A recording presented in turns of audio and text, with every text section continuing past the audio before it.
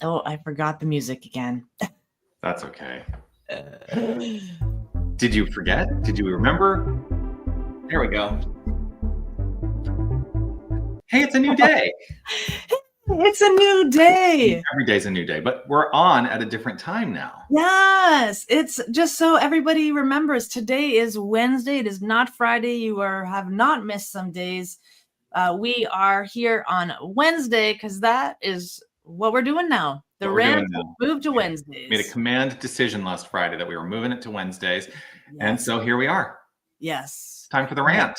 Time for the RANT on this beautiful Wednesday. I have shared it out on a couple groups. If you are watching and have that ability to share it out, help us help the world have a radically affirmative new thought by shifting our news feeds and our algorithms and clicking that share button. Mm-hmm. And every which way you engage in this will support this beautiful expression of new thought out in the world. So thanks for clicking. Yeah, thank you so much. How are you doing today, Steph? I'm doing great. It's a Wednesday, so I'm usually, in my Wednesdays are peak performance kind of days for me. I get things done. I spend some time editing and doing things. So I'm right as rain today. How are you doing? I'm doing great today. So it's the whole new paradigm today is that, Wednesdays will be the RANT in the morning, and then here, well, for morning for me, 9:30 a.m. And then we have a midweek prayer service here at Unity in our prayer room. That's at 12:30 local time. Mm-hmm. And then tonight we actually have a healing circle here at Unity of Tucson, because we do a healing circle when there's a fifth Wednesday in the month. And the healing circle is an hour of like being in the container surrounded by prayer chaplains here who are all praying on your behalf. And oh, wow. It's really a beautiful experience. Yeah. So I'm excited. Today's a great day. Today is a great day. Yeah. I love the bookends of that. Like when Wednesdays are also the second and fourth Wednesday, we have deep soul meditation. Mm-hmm. And so a bookending days of spirit. So good. So yeah. Good. We've also started, my associate minister, Reverend William, has started a Wednesday evening service once a month called RL at UT, which stands for Real Life at Unity of Tucson. And it's more of like a get together, interactive, like conversation. It's not like a formal, hey, I'm up here giving a talk kind of experience. And so that's on the third Wednesday of each month. Nice. And we're going to start doing sound bath on the first Wednesday of each month. Nice. And then I'm looking and saying, well, what do we do the second and the fourth? Well, I think we're going to do spiritual cinema on the fourth Wednesday of each month. Nice. Yes. Oh, I love spiritual cinema. That's great. Yeah, we're going to keep offering stuff. That's what we do. We keep Imagine. We keep offering opportunities to explore the principles of the New Thought spiritual philosophy so that we can enhance the quality of our lives, because that's what it's done for me. Yes. It's the quality of my life. Yes. By adopting and practicing it, not just by learning about it. That's the thing. Yeah, absolutely. Yeah, it's one thing to read the book 5 or 6 or 7 times. It's another thing to practice and embody its teaching and change your life. As I hold up this amazing book, I'm going to be teaching for the 4th time coming up in the next little bit. And, we're here to embody this beautiful philosophy and change our lives, transform our lives. Right. It's amazing. That's why one of my favorite passages to ever read is the reminder on page 423 of The Science of Mind, where Ernest Holmes wrote, in conclusion. It's funny because I always joke it's in conclusion, but look how much of the book is left. Yeah. So much. In conclusion, what the world needs is spiritual conviction followed by spiritual experience. I would rather see a student of this science prove its principle than to have them repeat all the words of wisdom that have ever been uttered. It's what we're talking about. It's not just about memorizing platitudes and affirmations. It's about living from the point of view of a divine identity and knowing that is, how we can transform our lives. Living from the divine identity. Yes. Love it. Love it. So tell me again, what brought you? Hi, good morning, Sherry. So funny because now that Now that we're on Wednesday morning, I'm like, Sherry's just in her office right over there. So good morning, Sherry. Good morning, Sherry. So here's the question. I know that you've answered this before. We've all talked about like our path to coming to the spiritual path. What brought you to New Thought, Steph? Oh, I had a background of being a seeker. Like I in my life had been, saved as a Christian and walked through Buddhism and paganism and earth-based religions. And so I've always been a seeker. And when I found New Thought, what I was seeking was a community that wasn't going to judge me for being my authentic and real self, who at the time I was just discovering for myself as well. And I walked in, through discussion with my spouse now, finding a community together was really important. Finding a community that was open-minded and that kind of thing. And so finding New Thought, we walked in and heard the announcements and we were like, oh, this is it. Like it didn't take much to find that the New Thought community here in Winnipeg, Manitoba was a loving, open, and inclusive community that was really talking about oneness and unconditional love. And that's what my soul was looking for at the time, because I had spent 20 years beating myself up. And the New Thought movement, the New Thought philosophy for me is being able to first be made known that I'm taking responsibility for my own life, to be accountable for the decisions I am making, and that I have the power to shift and change, to grow and evolve from something I didn't want to be anymore. Yeah. And that was someone who was just forgetting who I really was. So that's what the New Thought movement has done for me. It's helped me find myself. It's great. You bring up one of the fundamental principles that we teach is that separation is the thing that leads to, or the consciousness of separation, the idea that separation exists is what leads us to experiences of discord in our lives. And what that basically means is, if we think that we can be separate from the divine, if we think that we're somehow separate from God, then we set ourselves up to actually have discordant experiences, to have challenge in our lives. And it's not to say that, even in the construct and the idea that we are, I fully accept, it is part of faith for me, it's part of my faith, that there is absolutely no separation.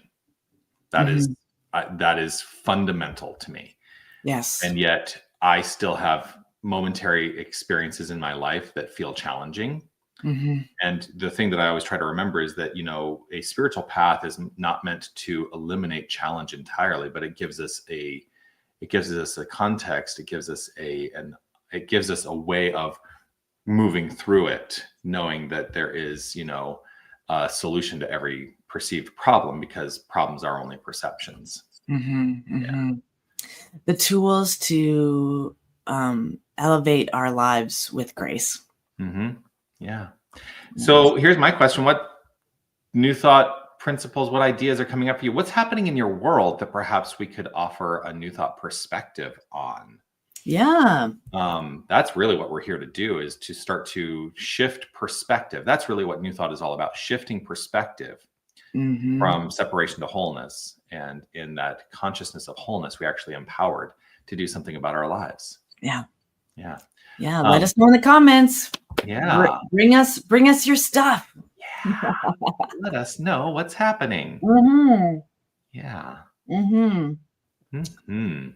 Yeah. Up here in Canada, yesterday was or Monday was election day for us. So we have a new experience up here that is no longer, we don't have to just, our news feeds are no longer going to be submersed in who to vote for, but now we can shift back into the livingness of our lives. It's so great. You know what I miss about Canada is that period of time was only about 6 weeks whenever there was an election. 35 days. It literally is like years of that in the United States. And it gets so it never stops. Exhausting. Yeah. It gets so exhausting. Yeah. Yeah. So what are you guys working on? Yeah, here's the test about it's our first week on Wednesday, so we will be reminding people. But there was a reason we chose this time. It seemed like a good time. People were saying it was a good time for them. People specifically asked for this, like this time when we said we were thinking about shifting from Friday. Kind of the first words were, "Hey, do it on Wednesday." Oh, okay. Yeah, that's what we're trying. So here we go. Go. Yeah. Yes, indeed. You know, we have a actually, I know. We have a where is it?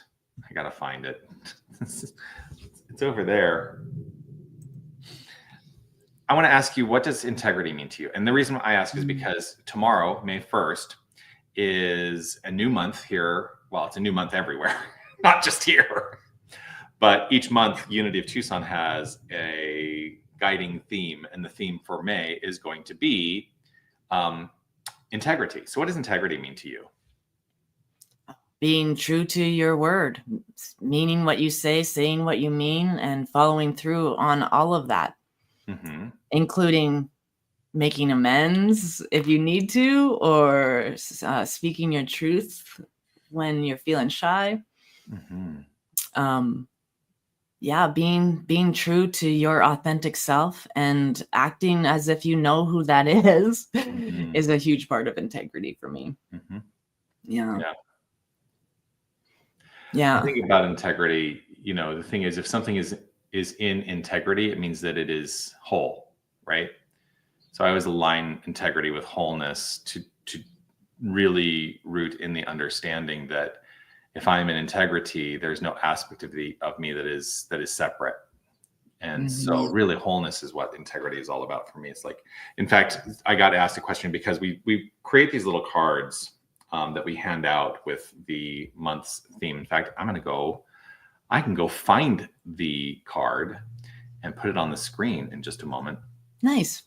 But I got asked a question about the cards for May because of what I put into, here we go, May, because of what I put into the background. So this is the card, and this is the affirmation that will be our guiding affirmation for the month. So integrity, living in integrity demonstrates that I am infinitely whole, right? I got asked, why did you put a puzzle behind? I said, because if the pieces of the puzzle are all intact, then then we can consider ourselves to be in integrity. So it's just a metaphor for that, right? Yeah. Living in integrity demonstrates that I'm infinitely whole. And that was written by our prayer chaplain, Cindy Gardner, here at Unity of Tucson. She's a snowbird. So she and her husband, who are both prayer chaplains, they're up in South Dakota now for the summer. They'll be back next winter. Fun. Yeah, we have a lot of snowbirds here. It's Arizona. It's Arizona. Those who are living in the snow need to have somewhere to go sometimes to warm up our bones. Sherry responded to our comments earlier. When you leave the house, how you doing in the world? When you leave the house and every turn you take seems to be hitting a wall, knowing the truth of who I am, but also tired. You know, I have days like that. You know, I'll tell you where I'm hitting a wall right now. It's challenging. I'm feeling challenged in this. Yeah. I have had this shoulder issue, right? I've told you about it. And, you know, I've been in physical therapy, and I got an MRI and got all this stuff done to look at it, figure out, you know, what physically is going on. And physical therapy seemed to be going really, really well. Like my range of motion was increasing, the pain was reducing, and like in the last week, I feel like I've had a setback. You ever feel like you have a setback? Mm-hmm. It's like, what is that about? Because like all of a sudden, I'm in so much more pain on a consistent basis, and the pain is like really localized now, where it was much more like broad. Now it's really localized into this one area. And it's like, just when you think you have, progressed, Mm-hmm. it feels like a setback. So talk to me about setbacks. What do you think setbacks are all about? Oh, geez. In fact, if I were to ask you, so say that I would Mm-hmm. come to you for some spiritual advisement around this issue that I'm having with my Around setbacks. Mm. what would you say to me as a minister? Let's pray. Well, yeah. Which I do. Yeah. I've been going through the same thing with just my hip versus shoulder, right? Like I had a significant amount of pain. I was doing, so as a minister, I would become relatable to you. Like here's how it's shown up in my life, and yeah, like sometimes the pain is there. I've learned to not take the pain for granted. It helps me stay clear on where I do want to go and focus on that. But I would be treating for the wholeness and the perfect expression of your body already knowing what perfection looks like. And in oneness, if I'm feeling pain, I have pain in my body. It doesn't stop my consciousness from being its perfect self, its creative substance, and all of that. So when I'm in pain, I focus on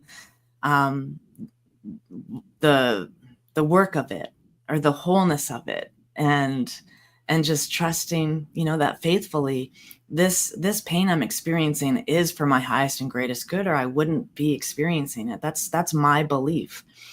And like we always say as ministers, you can find the belief and faith for yourself. But for me, I'm literally sitting in pain, and how do I move forward in that, with that, until my body and my consciousness can be in alignment with the no pain, I guess.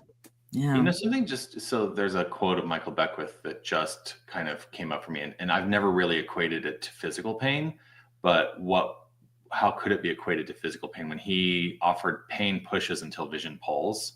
Right. So if I'm continuing to be pushed by this physical pain, what is the vision that I should adopt? Well, and I'm not asking you to answer this because only I know what the vision is that I should adopt. But what is the vision? What is the vision that I can adopt that would allow myself to be pulled by that vision and alleviate the experience of the pain? And it's not just, mostly I think he's talking about psychological pain that many of us experience. But, how is it applicable to physical pain? Yeah, I've had a year of this, right? Like a year ago, last month, I fell downstairs and did some incredible work to my lower back, my coccyx, my hip. Like I've been dealing with that, and I had been in a place where, why can't everybody just get over their stuff? I was just living, I was just getting frustrated with the level of messes, other people's messes, and this is all my perception and experience. This is all going on inside my own head. I have to clean up other people's messes. That's my thing. And that's the consciousness. And so falling down, hurting myself. And now I need to trust people to clean up their own messes. I need to adopt some more faith in the people working for themselves and all of that. And what in that experience, because I had forgotten my life has been so rosy since I found like really found myself, found my boundaries, learned who I am, remember who I am, right? Mm-hmm. These beautiful things that I had forgotten what significant pain was like. Mm-hmm. And so when this happened to me, I was like, I determined this is for me. This has happened to my physical body for me to come to a better understanding, a deep and more compassionate and empathetic experience as a minister to help other people who are in chronic pain and don't have the same, like I fell downstairs, my things can be healed, but there's people in my life with fibromyalgia or spinal injuries. There are people in my life that I could not have any awareness, even though they try to tell me what their level of pain is. I could not have an understanding and a level of compassion that I now can, because I have lived with pain every day for like over a year.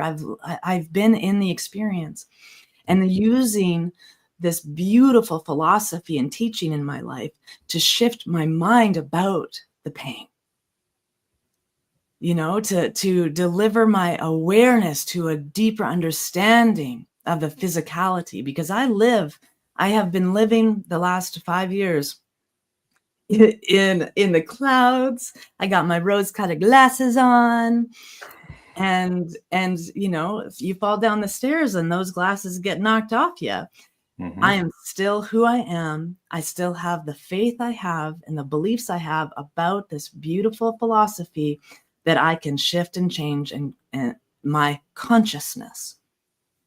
My consciousness is everything. And so Right. my consciousness alleviates the significant pain while I, support my body in a self-love, self-care kind of way. Yeah, two things occur to me as you express that. One is, I think about Myrtle Fillmore's healing journey, which is what Mhm. the entire Unity movement really is founded on. Myrtle Fillmore was diagnosed with tuberculosis. I know many of you know this story, but I'm going to recount it because it is the foundation of Unity. She was diagnosed with tuberculosis. And at that time, the prognosis for tuberculosis was not good. We're talking the late 19th century, mid to late 19th century. And she goes to a lecture by a metaphysician named E.B. Weeks. And during that lecture, she hears these words. He spoke these words: "I'm a child of God and therefore do not inherit sickness." Right? Mm-hmm. I'm a child of God and therefore do not inherit sickness. Something resonated in her in relationship to those words. Yeah. Something on a feeling level. She went, oh, there's something in this for me to know. And that is what she took into her prayer work. She started to ruminate on that through prayer and meditation. And the healing, ready? I'm going to say this, and I really want you to go with me on this. The healing of her tuberculosis was instantaneous 2 years later. What was it that took 2 years? It was the convincing of her own mind. Yeah. Right. And so as I sit here and think to myself, you've been on this healing journey for over a year. I've been on a healing journey for many months now. What is it that we are still needing to convince our minds of to allow the physical expression to dissipate, so it's no longer required for our experience? And that's the thing. I will allow myself to acknowledge that this is a requirement for my experience because it is teaching me something. Yes. And so I can sit in the faith. I can sit in this faith. I am grateful that the body knows exactly how to go back to its wholeness. And that this pain experience is part of that process of moving back to its state of integrity and wholeness. Yeah. And so I guess the question really then becomes for me, is it going to take me 2 years to be convinced, or am I going to make a new decision? Which then makes me think about another story. Yeah. Do you know Dr. Frank Richelieu? He's made his transition from this plane of action to the next. But he was a significant figure in the religious science world. And I heard him give a talk once where he talked about working with Ernest Holmes. And he was like an assistant working with Ernest Holmes, and he got a cold, right? And he's walking around and he grabs a box of tissues and he's walking around the church with this box of tissues and sneezing and blowing his nose and sneezing, blowing his nose. And at one point he walks past Ernest Holmes' office, and all he hears is Ernest Holmes yelling out the door, "Is it going to be one Kleenex or the entire box?" You get to make the decision, right? But it's got to be a decision rooted in conviction and faith. There is no other alternative. So yeah. I love that. This household has bought into allergy season. Oh, yeah. Right. So I love that. There's Kleenex boxes in every room of this house right now, hallways. But the whole box or just one, it's up to us. Yes. Yeah. Living knowledge released. Love it. Realized. Does that say realized? It does. Yes. Living. So I'll also be able to just fix my eyesight. Just fix my eyesight like that. Yeah. Yeah. Yeah. So we have some more viewers right now. Now's a good time. What else do you want us to talk about? What radically affirmative new thought do you want us to unfold? You've just heard a couple of stories about what we've been talking about. So if you've been listening, we'd love for you to chime in. Let us know your thoughts. Do you have a demonstration in your life like Myrtle Fillmore? Is there something in your life that you would love everyone to know that this works, this philosophy works, our tools work? Share with us. What's your story? We would love to know for sure. Yes. So one of the things that I do in my I'm teaching a practitioner class right now. Mm-hmm. One of the things that I do in my practitioner class is I'll do basically here's a quote. Tell me about this quote. So Steph, I'm putting you on the spot. Oh again, my God. I'm just all over the spot tree today. Yes. So I'm just going to read this and you reflect on it from your point of view and how this is beneficial. The universe is impersonal. It gives alike to all. It is no respecter of persons. It values each alike. Its nature is to impart, ours to receive. When we stand in the light, we cast a shadow across the pathway of our own experience. Emerson advises we get our bloated nothingness out of the way of the divine circuits. What comes up for you around that? Yeah, get your bloated nothingness out. I use that Emerson quote I do too. All the time, even to myself. Yeah. Yeah. What comes up? I'm an inlet and an outlet of divine source. Mm-hmm. And? Yeah. What is the benefit of knowing that the universe is impersonal? It's such a relief it's such a relief to know that it's impersonal, because that means it's listening to me just like it's listening to the wealthy and the wise. It's the divine law that is present for all of us is present for all of us. It doesn't need likes or follows or anything. It's our awareness of it is enough for it to shine in our lives. And that's beautiful. So, and it's something I aspire to acclimate and to act as in my life, to be impersonal towards the things, to not judge, to not label, to just be present. Well, that's my example. Source is my example to live by. I love something you just said, which is basically the universe doesn't require likes and follows.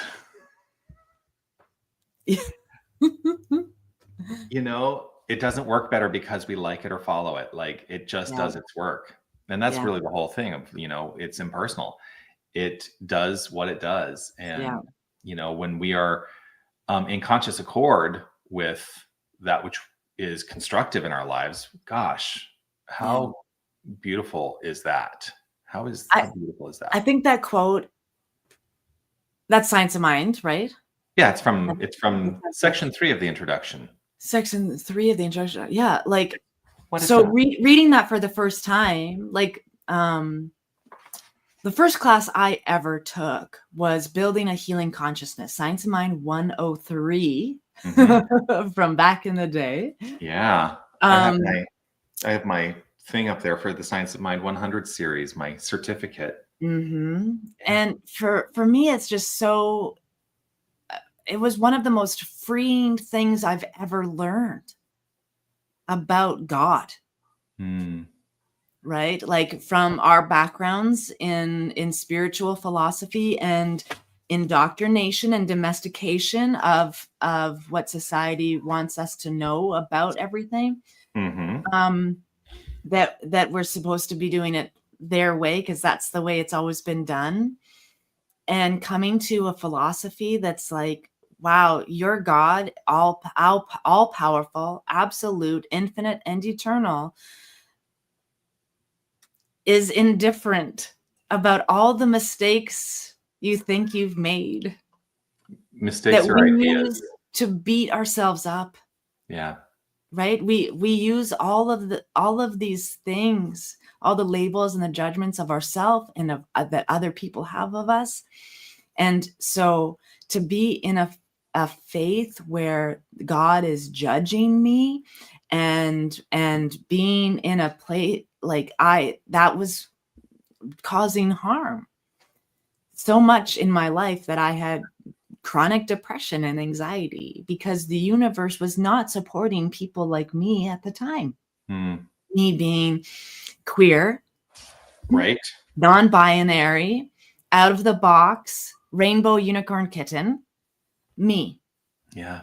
And walking in and hearing things like that in my very first class, that God is impersonal. Mm. It was like so freeing to me Yeah. that God loves me in the only thing I need to know is that I exist, and that's enough. Like I wake up today, I'm breathing. What a glorious day that is level playing field and no mistakes from yesterday God's holding against me. Right. There's nothing I've ever done to disappoint the divine.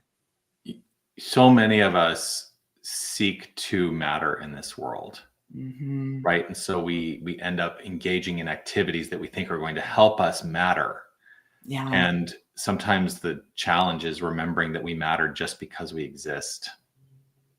Mhm. Yeah, You just know, there, because just we don't because you're have to here. prove anything. Yeah. Yeah. You're here. That's enough Hmm. to be like you're in front of me. That's enough. I need to know to Hmm. be loving and supportive of you. Yeah. Dr. David Walker wrote a book. It's called You Are Enough, Always Have Been, Always Will Be. And Mm, when it first came out, and this is 10, 15 years ago at this point, gosh, I can't, easily 10, 15 years ago, because I'm pretty sure he made his transition in 2011, mhm. 2010 or 2011. Anyway, um, he writes this book called You Are Enough, Always Have Been, Always Will Be. And he got a little backlash around it because people were like, what does that mean? I'm enough. Like I always have been enough. Like people wanted to latch onto the idea that your enoughness had something to do with your doingness in the world rather than just Mhm. your beingness. Yeah. And, what if we really let go of the notion that anything we do should be uh, judged Yeah. for the truth of our beingness? Yeah. Yeah. Yeah, live and let live, be and let be, love and let love. And so it is. Yeah. I'm going to put my glasses on. Seems like we need to completely redefine our idea of our beingness to include universal energies as a real and available aspect. Universal energies, yeah. That's exactly what we are. Yeah. You know, and I think that there's even a transformation happening in the New Thought movement, because for a long time, and I still see it, you know, rear its head in New Thought communities, the language of separation is very much infused in the way we talk about this, but we teach oneness through a language that tends to incorporate separation. It happens in a lot of New Thought music still, and if there are any musicians out there who've written songs, I want you to know that if I sense any separation in your lyrics, I might rewrite your lyrics a little bit. Because really the I am God point of view, which is, and I want to be really clear, I am not saying that I am the allness of God separating myself. I'm saying that I know the truth of all creation. It is all God, so I must be God, and so must you. We are all God, right? There can be no separation. I think we are on the precipice of really this idea becoming a fundamental shift in the way that we language, you know, and language is always shifting and changing and unfolding. There's a quote that I love of Charles Fillmore, who says, you know, we speak of God in the third person, and then we speak of God in the second person. He's talking about the progression of the manner in which we articulate our notions of God. And he finishes that quote essentially by saying, the time is coming when we shall speak of God in the first person, for we shall have displaced all consciousness of separation. That's what we're here to do and know and be, is to grow more profoundly into the oneness principle. God is all there is. We can't be separated from the all that is, Radically affirmative New Thought. Radical. Just like all of the New Thought luminaries, those who founded this movement, they were called spirits in rebellion, right? Because they were legitimately rebelling against what was commonly accepted as the spiritual path of the time. I'm making you big. My cat's about to destroy my gate. Hang on a second. Oh, okay. So I guess I'm going to just continue to chat here and say hello. Good morning to William. Grateful to see you this glorious day. So yeah, this whole notion that that we are somehow separate. My encouragement is that we let go of that notion once and for all. And what might that do in service to your life experience? If you were to truly adopt this frame of mind, I know the truth of my being, I am God, and so is everyone whom I encounter. Then you can never have a conversation that is not God conversing with God. And what would that do? What would that do? You know, I see a lot of conflict. Yeah. I see a lot of conflict. Like, even within our own organizations or movement, right? I just think there's room for everyone at the table, or there wouldn't be a table. Right. And it's fascinating. If we all just saw the divine in each other, no matter what was being spoken, first see the divine, then be impersonal about it, because it's not personal. It's perspective. And how would we show up? I love that. Yeah. I all of a sudden have the hiccups, which is unusual. I never. And the pain in my hip went away. And so it is.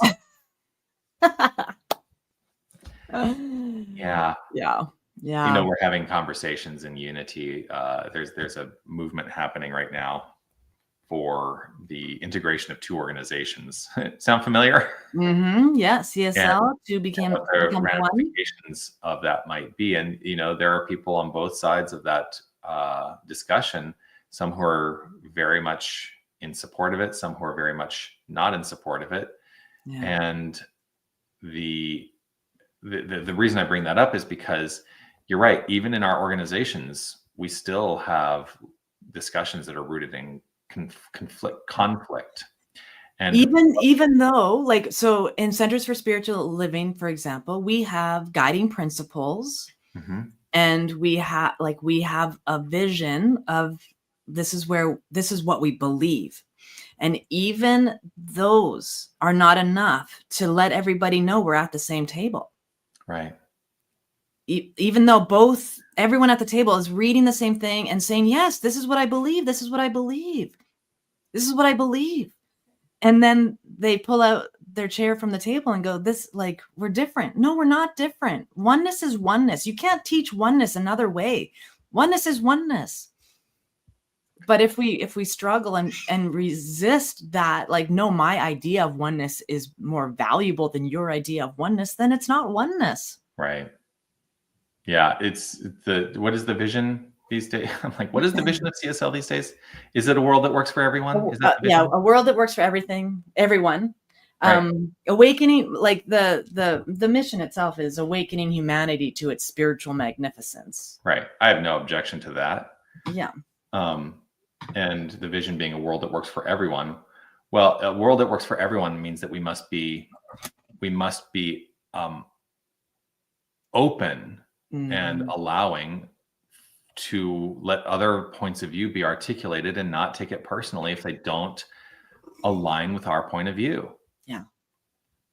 Yeah, exactly. Doesn't mean it's invalid. It doesn't mean it's invalid. Yeah. Like in what that impersonalness of the divine, right? There's no good, there's no bad, there's no right, there's no wrong, there's no up, there's no down. Right. And so, like, we're just right here, immersed in it. Yeah. There's nothing and no thing that can limit or hinder or block its presence. Yeah. And here we are trying to separate ourselves and, like, I don't want to be in a box, so I'll make a box to be put in. But yes. Terry, I think this is an astute point of view. I'm totally fine with that. I am of God. I think that would be that would certainly be acceptable to many people and is an easier way of expressing the oneness principle. You know, does it leave any room for, is there any aspect of you that is not of God? That's the thing that I would look at and consider. Just, you know, is there a tacit notion in there that there's any aspect of you that is not of God? And even in saying, I am that which is, I am that I am, you know, is there any tacit lingering idea that that is not true?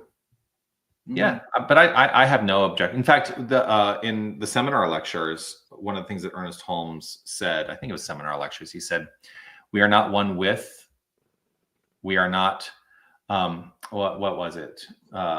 We are not one with God. We are not one in God. We are one of God. He literally articulated that, and it is a game changer, I think. And he's saying that in some ways, recanting some of what the science of mind, because there's a lot of dualistic language in the science of mind. And he said it, I think, in some ways to address how he had evolved in his own thinking, because the seminar lectures were from much later in his life. They're more than 20 years after the science of mind had been published. And he was basically saying we need to rethink this whole premise to more fundamentally accept that there can be no separation and start articulating it on a consistent basis in that way. So, well, even, I mean, we don't talk about the Bible a lot, but in the beginning was the Word, and the Word was of God, and the Word was God. Like, that's so. The premise of even the Christian philosophy is that the power of our word, the word is what is made whole, and it is of God and through God, and all that. It's hard to remove a lot of dualistic language. Like it's creating habits. Yeah, for sure.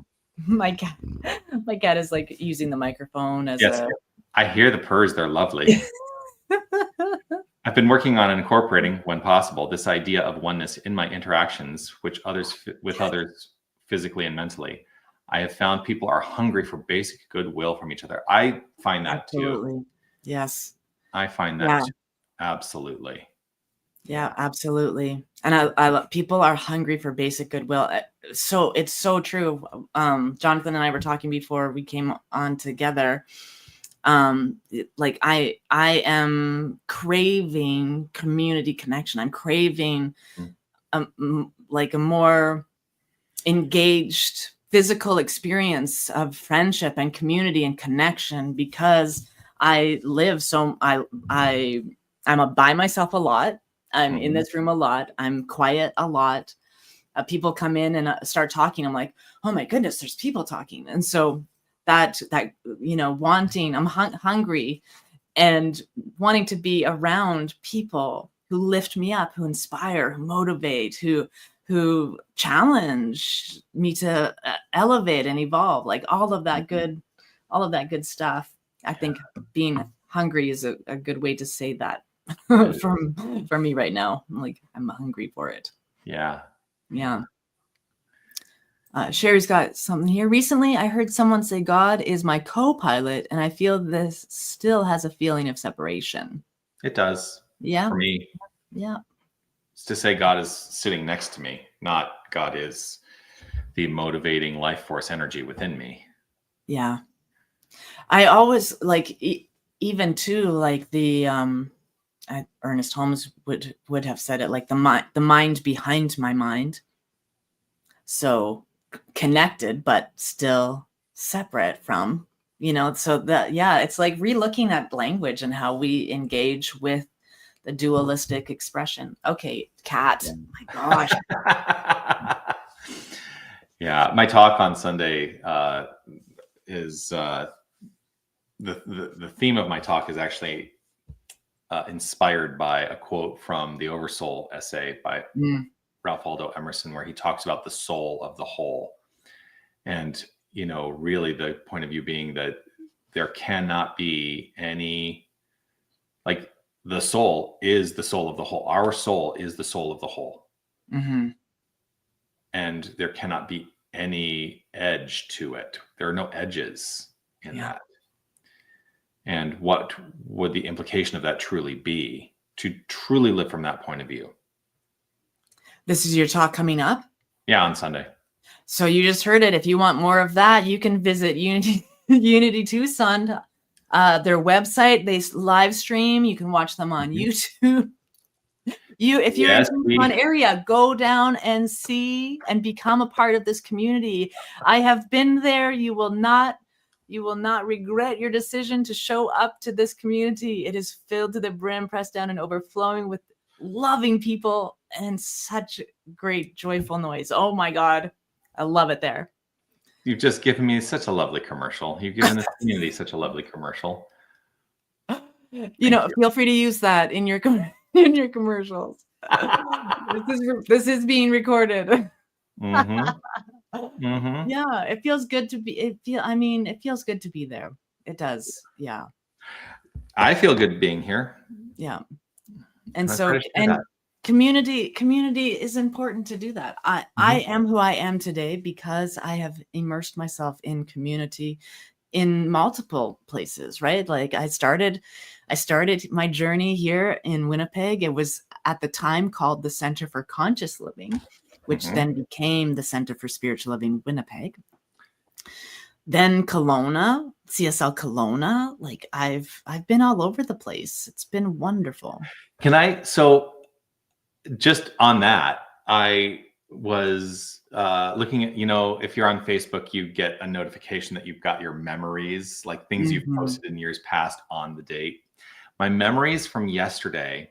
So apparently April 29th, 2018 was a Sunday. Mhm. And that was back when I was in the midst of trying to find a physical space. And so I was doing all of my Sundays virtually, right? Right. Yeah. Imagine that. I was virtual. I was exclusively virtual before we all had to be virtual in 2020. But I had a special guest on April 29th to offer some insight and inspiration. And it was one of the co-spiritual directors of the Center for Spiritual Living West Kootenai. And that person's name was Reverend Steph St. Amand. Oh my gosh. I totally forgot that. Yeah. And so I was watching them like, oh, look, there's Steph.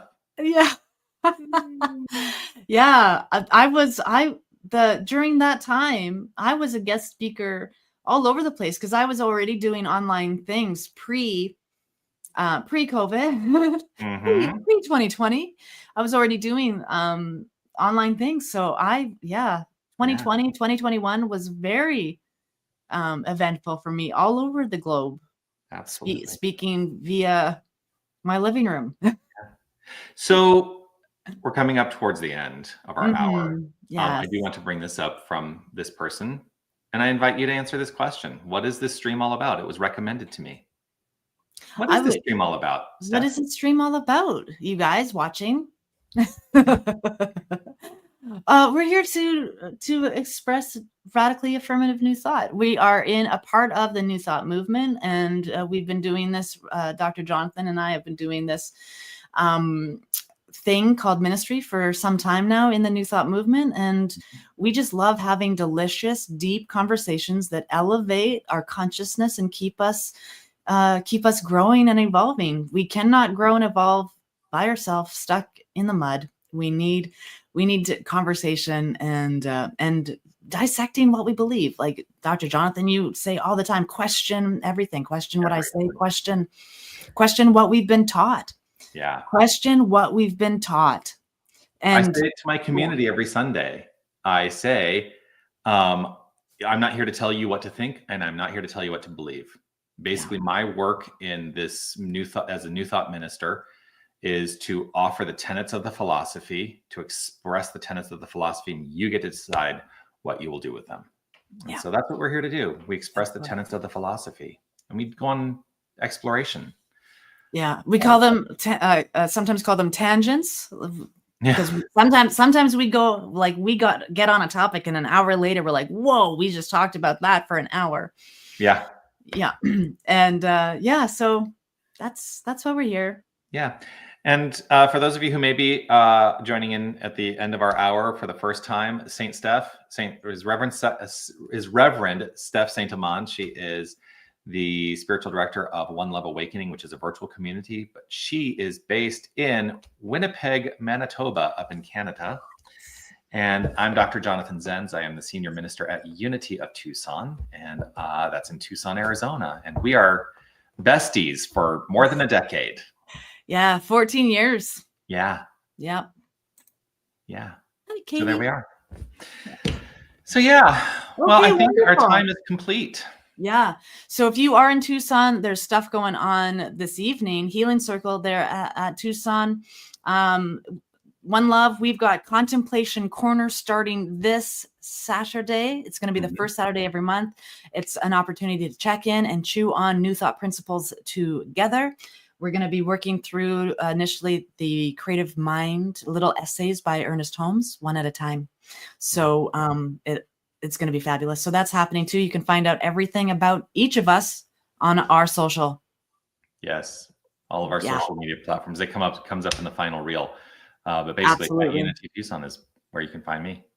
Yep. At One Love Awakening. Everywhere. Everywhere. Love I was you just all. really sad that we just standardized our social media handles because they were different. And yesterday we went through and we said, we got to standardize it all. Standardize. Yes. Yeah. Grateful. Yeah, absolutely. Okay. Remember, next week we're back on Wednesday because we are now on Wednesdays for the rant. So until we see you again, lots of love, peace, and blessings to everyone. Have a great week. Bye.